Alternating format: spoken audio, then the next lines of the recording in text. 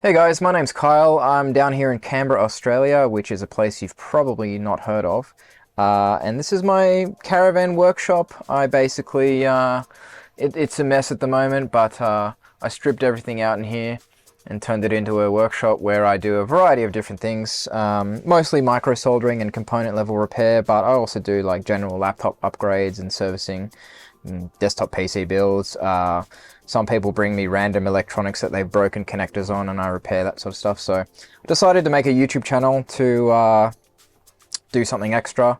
I do follow a lot of guys like Lewis Rossman and Alex at Northridge Fix, Phil the Coder, Tronics Fix, my mate Vince. You know, there's a whole bunch of people in this space that I follow, and I kind of figured, yeah, I'll do it myself as well. So this is going to be an interesting video because I have one of these, and if you know that logo, you'll know this is actually a Valve Steam Deck. And I can't actually see any videos on YouTube, at least at this point in time, showing any Steam Deck repairs per se, or in this case, a USB-C port repair. The customer got this 5 days ago, had something plugged into it. It accidentally fell onto the ground and the cable was jolted inside the connector, and as a result it appears that it's been dislodged from the PCB and pushed inside, and I'm going to try to give you a better close-up view of that. But effectively I need to take this thing apart and try to figure out what USB-C port this needs and see if we can go ahead and replace it, because yeah, it is actually soldered to the motherboard, so it's not just a little, you know, separate little connector that you can get and plug into the board. No, you actually have to desolder it from the motherboard and replace it. So some skill involved, and obviously we need to, yeah, get the right connector, or that's not going to be a good time either. And I couldn't see anyone actually listing USB-C ports for Steam Deck specifically. Like, there's no sellers that are, you know, advertising them in that way. So we're pretty much going to have to just open this up, have a look at it, check its footprint, etc., and browse like 50 million pages of USB-C ports.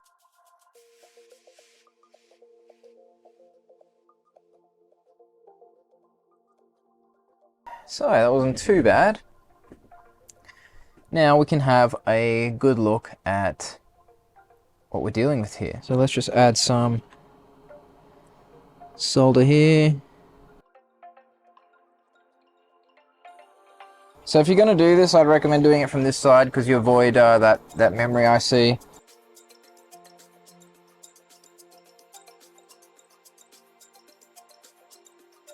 Basically, this entire plastic bit has been forced through, right? And you can see this bit's opened up. This is usually flat here. So this entire plastic membrane has been forced through, and as a result, it's ripped off a ton of pads. As Alex would say from Northridge Fix, this is a Hiroshima. Huge amount of trace repair needed, and I need to go ahead and find this connector, which, mind you, looks pretty generic, so I don't think we're going to have much of a problem with that. A few moments later. So it's another day in paradise, and it's been maybe about 2 weeks, something like that. I've received a package this morning containing these USB-C ports, and I'm pretty sure they are correct. Alright, so you'll remember from part 1 that this is the original connector, and these are the replacements. And I think that's a pretty good match.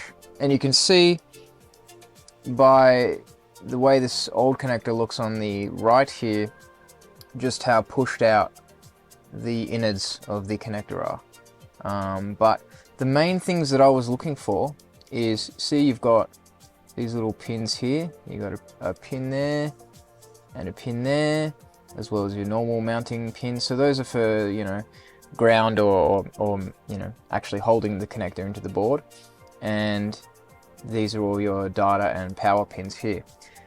And the footprint looks to be correct. The length looks to be correct. Where the mounting legs are seems to be correct. That's all good news. But before we can actually put the connector down, I need to do a whole bunch of trace repair. I can either use some jumper wire or I can use some soldering lugs. And before we start soldering wire, we need to expose some of the copper to actually solder to. And this is a very delicate process, so go slow. So let's start with this one here. We've got this via here, so we'll just expose a little bit of the copper.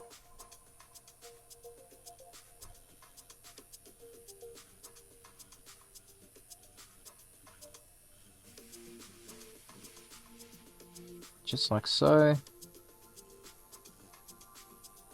I don't want to go crazy with it, because if you scrape too much away, you're gonna have a bad time. That other pad there looks like it's also done. So look, we might as well get rid of that, because the last thing we want is a poor connection after we do all this trace repair. So once again,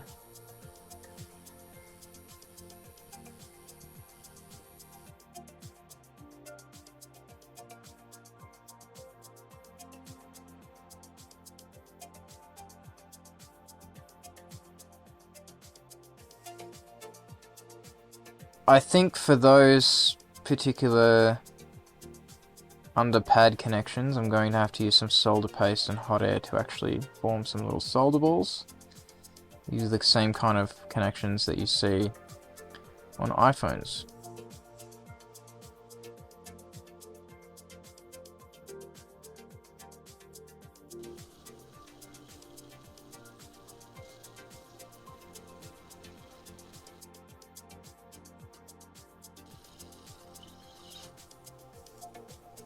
Lovely. Oh, that one really behaved. Now we've got our little solder balls formed. So one here, let's just give it a small nudge. That's in place, that's in place, and that's in place. So those are ready for soldering lugs.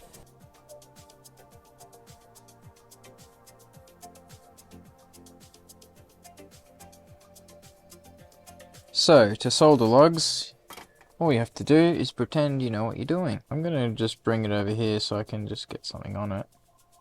That's definitely better.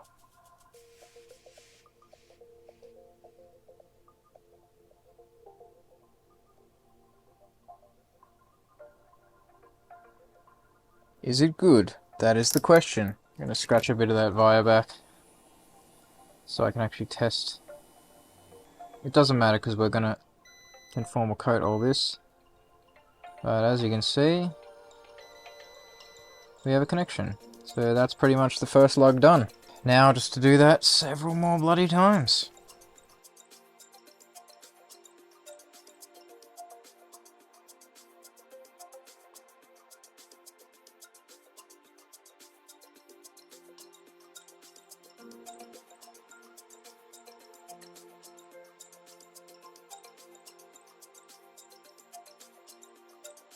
And then after we've done all of these pads, we add some conformal coating, which not only protects them, but it holds them in place.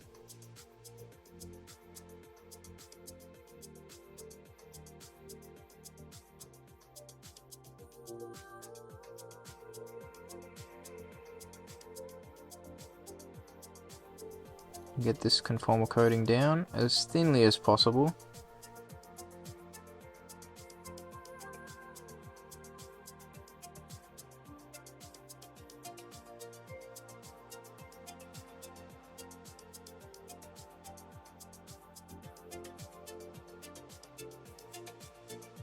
Grab our UV curing lamp, turn that on, put it over the area, and leave that and have some coffee. Alright, so it's been about 5 minutes. That should be enough for the UV lamp. Now let's go back under the scope here and have a look at our coating and just give it a bit of a prod, and you can see that it has indeed gone hard. In addition to doing that, I usually hit this with about 180 degrees, something like that. Just quickly, because adding heat just further strengthens the UV mask. Just like that, you don't need to go crazy. So now all that's done, we can use our grinding pen to just expose the copper again.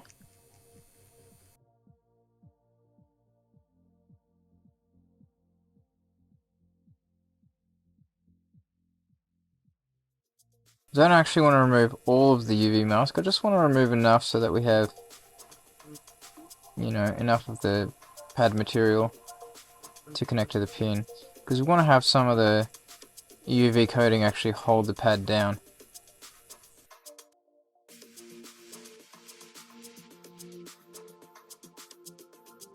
Right, so now we need to use a fairly low airspeed. I'm going to use 1%.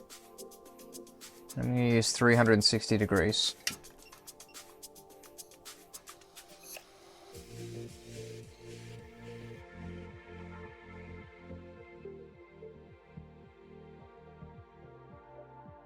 I'm pretty sure it's soldered down, so let's repeat that.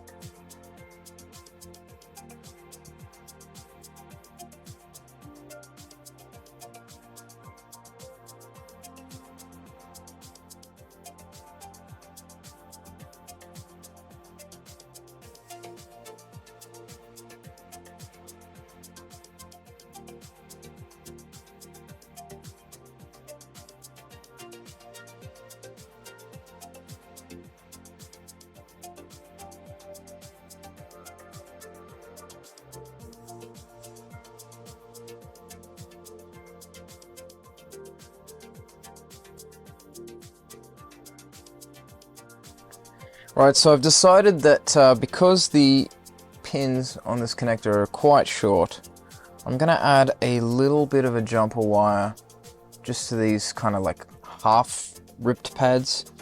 I honestly think the half ripped pads are more annoying because it's like, do you leave them? Do you, you know, what do you do?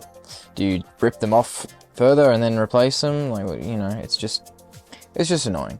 So I am just going to add a little bit of a jumper wire just to sort of extend them, because the last thing that I want to do is solder this connector down and find out that you know, one of these pins underneath was too short to make contact with the connector.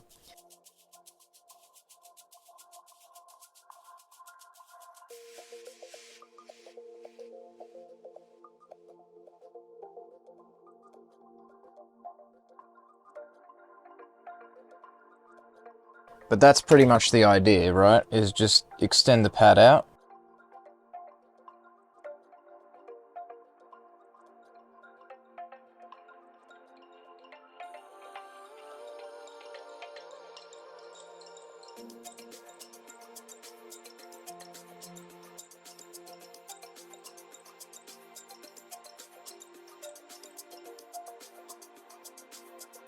I'm just going to pre-tin all of these pins, especially for this type of USB-C port. This really helps in ensuring that, you know, when you go to put these connectors down, that you get a good connection.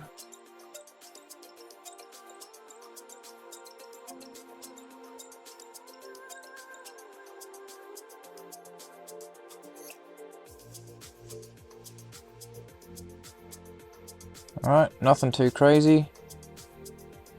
Pretty much like that. Make sure you don't bridge any of them. Happy days. We're at 370 now.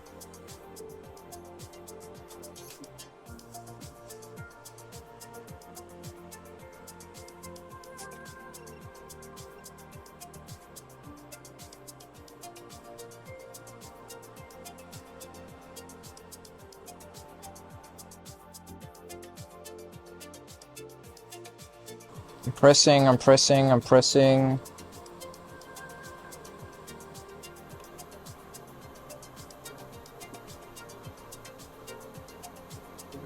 The back ones are definitely good. Like, those are the ones that I can obviously see, but they're good.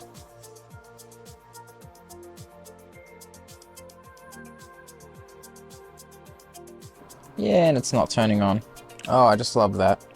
So what's happening is the light comes on for a second, and it turns off. Could be low battery.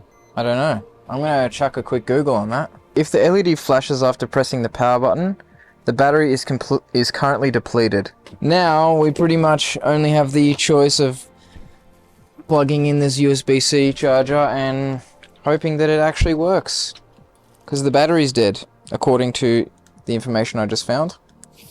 So let's just go all in. What else can we do?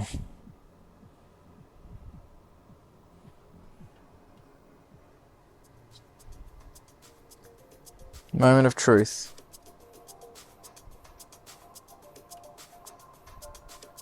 Look at this. Oh yeah.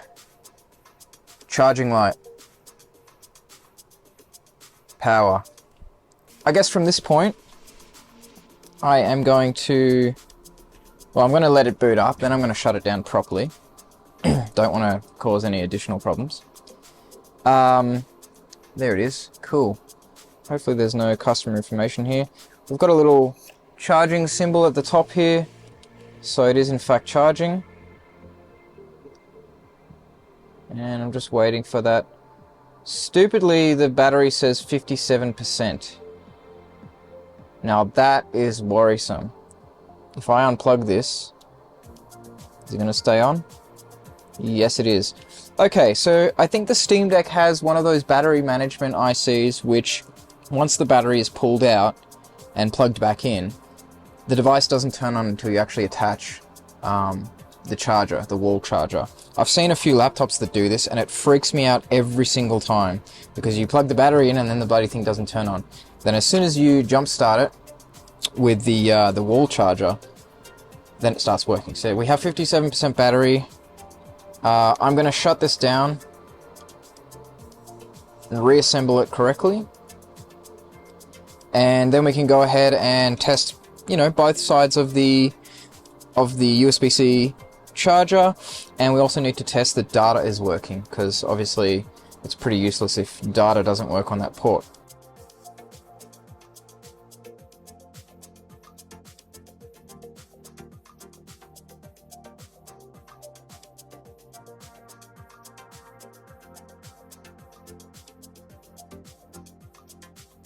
Check this out. So on the die itself, there it is, Valve's logo. Pretty cool. Nice touch. I like it.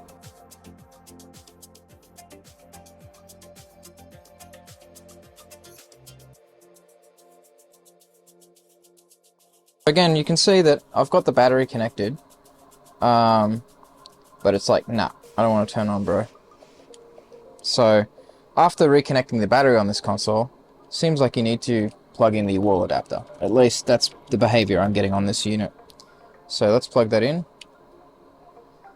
We have our charging light, and before it turned itself on, so let's see if it's going to do that again.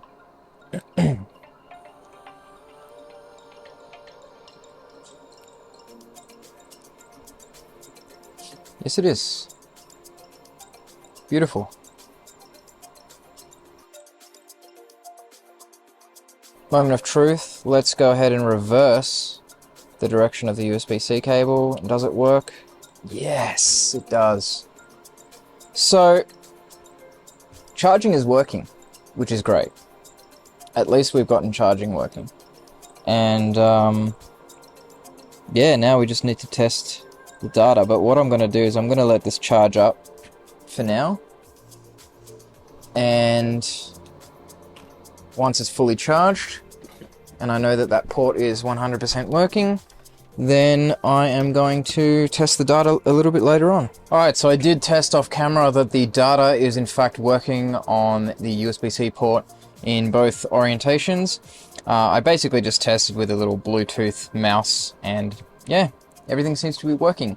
So I'm going to reassemble this console and give the customer the good news. Thanks for watching. That was interesting. That was fun. First Steam Deck USB-C port replacement. Yeah, if you need your Steam Deck USB-C port replaced, techbuddy.net.au. Thanks for watching, guys. Catch you in the next one.